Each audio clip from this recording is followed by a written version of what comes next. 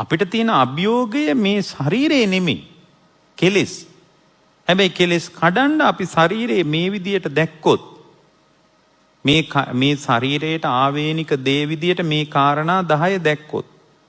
ඒතර මේ කාරණා 10ම පදනම් කරගෙන මේ කය හැම වෙලාවකම බිඳෙනවා. අන්න ඕකයි අපි තේරුම් ගන්න ඕනේ. ඒතර මේ කාරණා 10 ශරීරයට අදාළයි. මේ කාරණා 10ම පදනම් කරගෙනයි මේ ශරීරය බිඳෙන්නේ.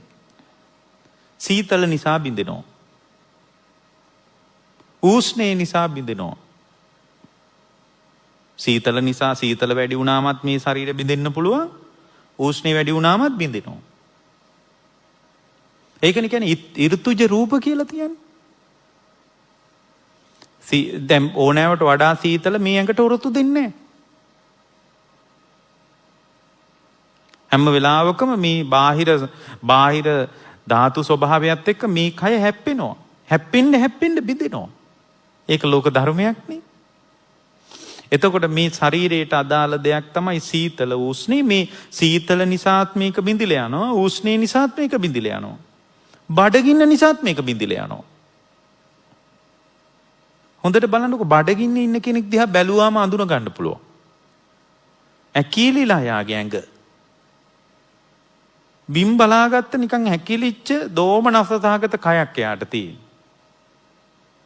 ඒකනේ අපි සාමාන්‍යයෙන් කෙනෙක් දිහා බලලා ඇයි උඹ කැඳ බීලාද කියලා හැවුවේ ගමේ මිනිස්සු. ඇයි කෑවේ නැද්ද කියලා බැලුමටම හොයන්න පුළුවන්. ඇයි? බඩගින්න නිසාත් මේ රූපේ බිඳෙනවා. කාපු ගමන් හොයන්න බැරිද මිනිහෙක්ව?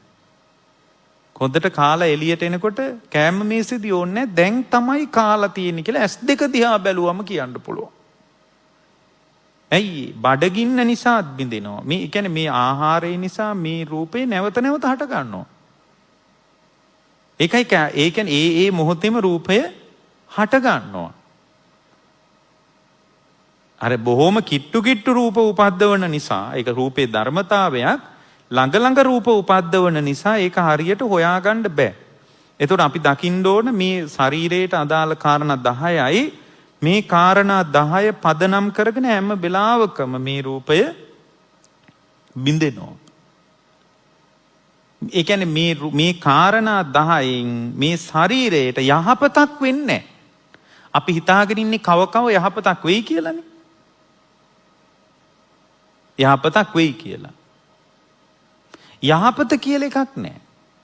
මේක ශරීරයට අදාළ తত্ত্বය. එතකොට යම් කෙනෙකුට තිබ්බොත් සම්මා දිට්ඨිය එයා හැම වෙලාවකම මේ කාරණා 10 පදනම් කරගෙන කුසලයේ පැත්තට හැරෙනවා. අන්න ඒක තමයි විශේෂත්වය.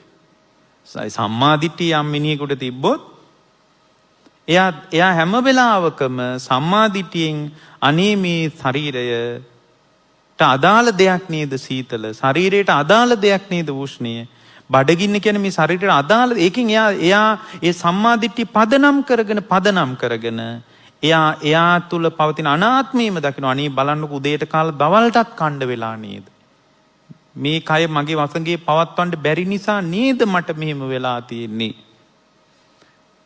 එතකොට එයා දකිනවා පිපාසය, මල මුත්‍රා පහ කිරීම, මෙබඳු ශරීරයක් නේද මට නඩත්තු කරන්න වෙලා තියෙන්නේ කියලා. අර සම්මා දිට්ඨිය තියෙන කෙනා ඒ ශරීරේ පෙලන්නේ නැහැ. ඒ ශරීරය සම්මා දිට්ඨියෙන් දකිනවා.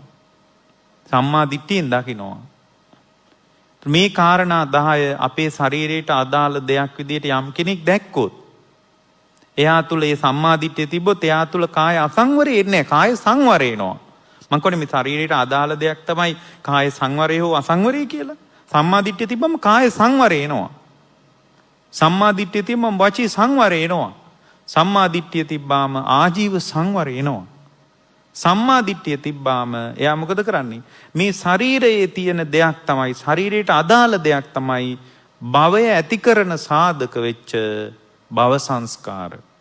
එයාගේ කය ඇසුරු කරගෙන භව සංස්කාර නිරුද්ධ වෙන ආකාරයට විමසන්න පටන් ගන්නවා. ඔය පින්නතුල්ලා හැම උදෑසනකම සෑම රාත්‍රියකම ඔබේ ශරීරය මේ කාරණා 10න් සමන්නාගතයි කියලා දැක්කොත් දකින්න මූලික දෙයක් වෙනවා ආත්ම සංඥාව ගොඩාක් දුර්වල වෙනවා. මේ සත්වයා තුන් භවය අනුව පවත්වන්නේ ආත්ම සංඥාව. නිවන් දකින්න ඕන හැම ශ්‍රාවකයෙක්ම දුරු කළ යුතු වන්නේ ආත්ම සංඥාව. වෙන දෙයක් නෙමෙයි. අපි හැම කෙනෙක්ම දුරු කළ යුතු වන්නේ ආත්ම සංඥාව. ආත්ම සංඥාව නිසා මේ ශරීරයක් ලැබිලා තියෙන්නේ. පෙර සසර ආත්ම සංඥාව වඩපු නිසා තමයි මෙහිම ශරීරයක් අවල පොවල නාවල අන්දල කරලා බෙහෙත් දිදී තියාගෙන ඉන්න වෙලා තියෙන්නේ.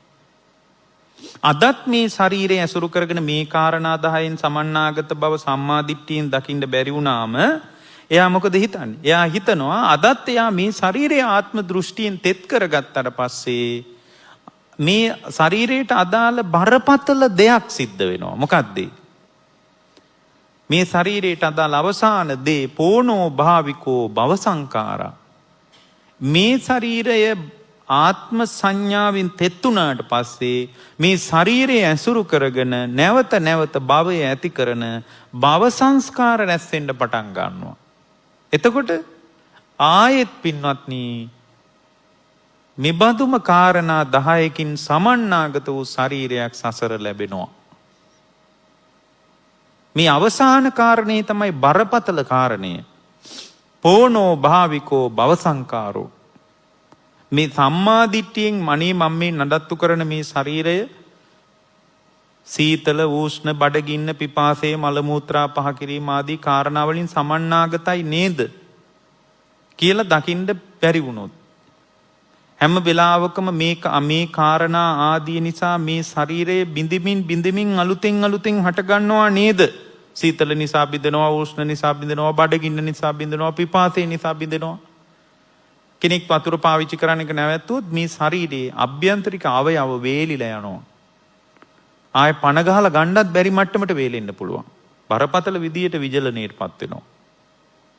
වතුර නැතුව හිටියොත්. ඒ ඇතුලේ අවයව සම්පූර්ණයෙන්ම හැකිලෙන්න ගන්නවා. සියලු අවයව හැකිලෙන්න ගන්නවා, වේලෙන්න ගන්නවා. ආයේ නැවත යථා පරිදි තත්වයට හදාගන්න බැරි වට්ටමට වේලෙන්න යනවා. ඇයි මේ පිපාසය නිසා මේ ශරීරය බීඳිලා යනවා. එතකොට මේ කාරණා 10 මත තමයි ඔයාලට ඔය මට්ටමට ඔය රූපය ශරීරය ලැබිලා තියෙන්නේ. එතකොට මේ කාරණා 10 නිසාම මේ ශරීරය මොකද වෙන්නේ? මේ කාරණා 10ම නිසා ඔයාලගේ ශරීරයේ ඕගොල්ලෝ මේක පවත්වගෙන නඩත්තු කරගෙන කවලා පොවලා සීතලට හරියන විදියට උෂ්ණයට හරියන විදියට මේක නඩත්තු කරගෙන ගියාට ඔය නඩත්තු ඇතුලේ ඕගොල්ලන්ට වෙච්ච එකම එක යහපතක්වත් නැහැ. එහෙනම් මොකද්ද අපි කරන්න ඕන? අපි හැම වෙලාවකම මේ කාරණා 10 ශරීරයට අදාළයි කියලා දකින්න ඕන එක. මේ කාරණා 10 පදනම් කරගෙන මේ ශරීරේ බිඳි යනවා නේද කියලා බිඳෙන කමම දකින්න ඕන. 2. එහෙම දකිනකොට අර තමා තුල තියෙන ආත්ම සංඥාව ගොඩාක් දුර්වල වෙනවා. තමන් තුල තියෙන ආත්ම සංඥාව ගොඩාක් දුර්වල වෙනවා. මෙන්න ඊට පස්සේ ආත්ම සංඥාව දුර්වල වෙනකොට ආත්ම සංඥාව නිරුද්ධ කිරීම පිණිස මේ කාරණා 10 පදනම් කරගෙන බිඳෙන කම නිසා බිඳෙන කම පදනම විදියට අරගෙන අනිත්‍ය වශයෙන් දුකක් වශයෙන් රෝගයක් වශයෙන් gaduwak වශයෙන් අනුන්ට අයිති දෙයක් වශයෙන් තමන්ගේ වසඟේ පවත්වන්න බැරි දෙයක් වශයෙන් ආබාධයක් වශයෙන්